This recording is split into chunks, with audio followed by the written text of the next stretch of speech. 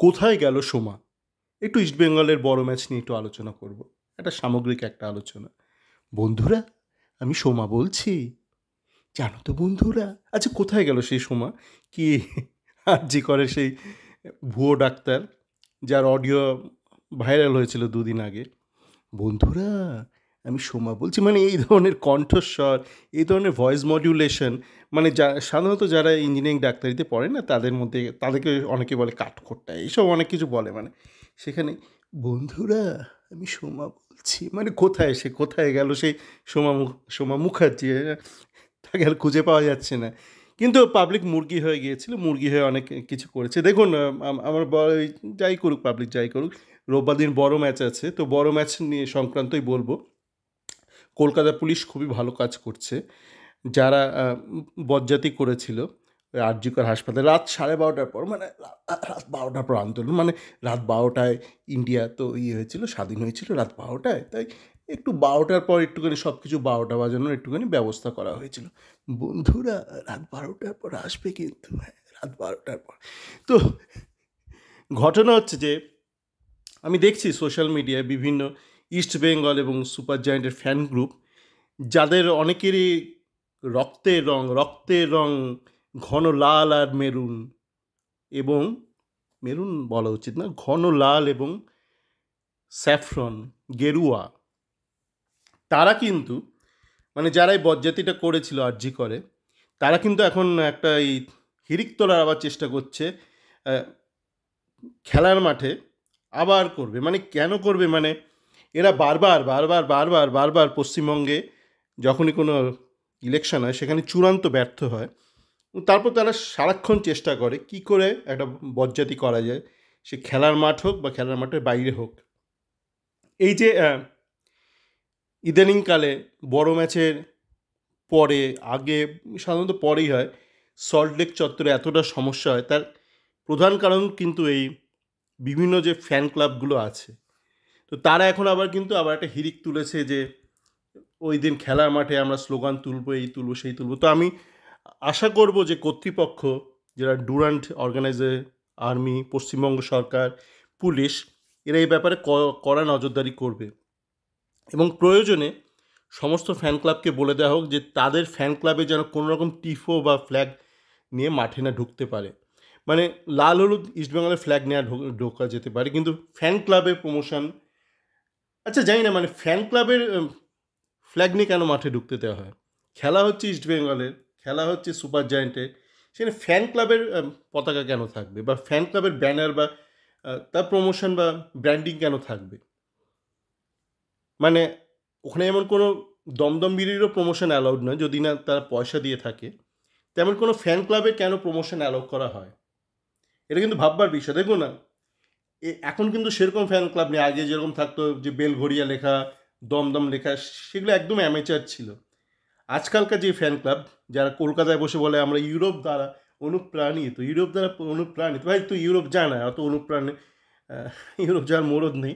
কলকাতায় বসে আমরা ইউরোপ দ্বারা অনুপ্রাণিত, অনুপ্রাণিত না ছাই, কপি পেস্ট।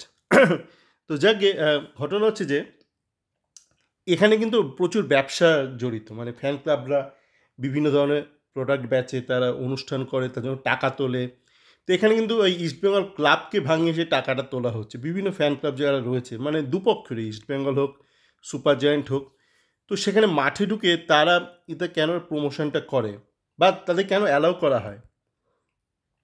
এবার বিভিন্ন সমস্যা আছে। ইস্টবেঙ্গল ক্লাব যেমন কিছু ফ্যান ক্লাবের দ্বারা, বা একটা ফ্যান ক্লাব বা একটা ফ্যান দ্বারা তারা জামা কাপড় বিক্রি করে। কেন? মানে হোয়াই?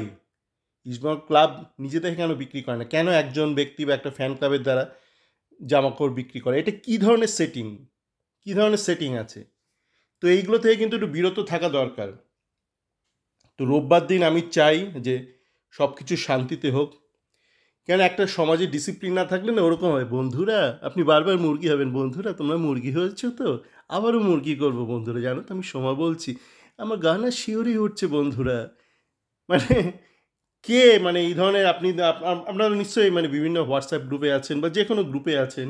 আপনি যখন বন্ধুদের মধ্যে কোনো একটা অডিও ছাড়েন, এইভাবে ন্যাকামো করে বলেন, বন্ধুরা, আমি সোমা বলছি, সোমা মুখার্জি, মানে বন্ধুরা মানে কি, মানে কাকে বলছেন? মানে আপনি নিজের পরিচয় দিয়ে বন্ধুদেরকে বলছেন আমি না অমুক ব্যক্তি বলছি। তো এইগুলো নিয়ে একটু সচেতন থাকুন। আপনি সচেতন না থাকলে ইস্ট বেঙ্গল তো কিছুই হবে না, দেশটারও কিছু হবে না। আর ওই প্রত্যেকবার ওই অলিম্পিকে গিয়ে ওরকম বন্ধুরা আমার ওজন বেড়ে গেছে, মানে ওরকম ওজনীয় হবে। তারপরে প্রধানমন্ত্রী কি আপনারা সোশ্যাল মিডিয়া না দেখবেন না দেখবেন না এরকম বলে তো।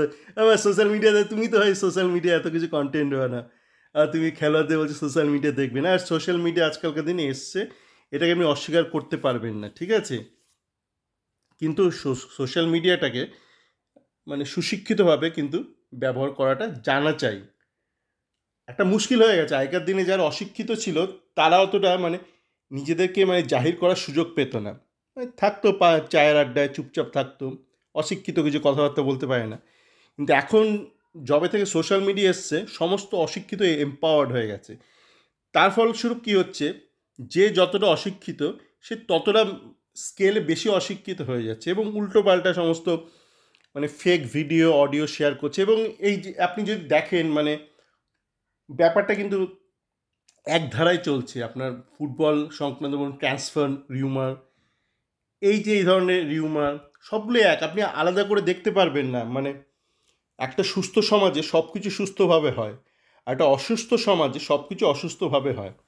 এই যে আপনার এই ট্রান্সফার রিলেটেড এত ফেক নিউজ, এত মিথ্যাচার, আপনার জার্নালিস্টরা এত মিথ্যে কথা বলছে, আপনার ফ্যান ক্লাবরা এত মিথ্যে কথা বলছে, ইউটিউবার এত মিথ্যে কথা বলছে, এটা কিন্তু একটা সাধারণ সামাজিক ব্যাধি। তো এই ব্যাপারে সকলকে সচেতন থাকতে হবে এবং বড় ম্যাচটা যেন কোনোভাবে বিঘ্নিত না হয়, ম্যাচের আগে, ম্যাচ চলাকালীন এবং ম্যাচের শেষে। তো সকলে ভালো থাকবেন আর একটু সচেতন থাকবেন, একটু নিজেকে উন্নত করার চেষ্টা করুন।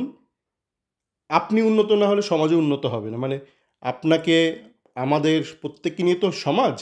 তো মানুষ যদি মুরগি থাকে তো গোটা দুনিয়াটা একটা খামার হয়ে যায়, মুরগির খামার হয়ে যায়। এটা সেটা মানে একটা সোসাইটি হয় না, একটা পোলট্রি ফার্ম হয়ে যায়। মানে মানুষের এই সমাজটা তখন একটা পোলট্রি ফার্মে রূপান্তরিত হয়ে যায়।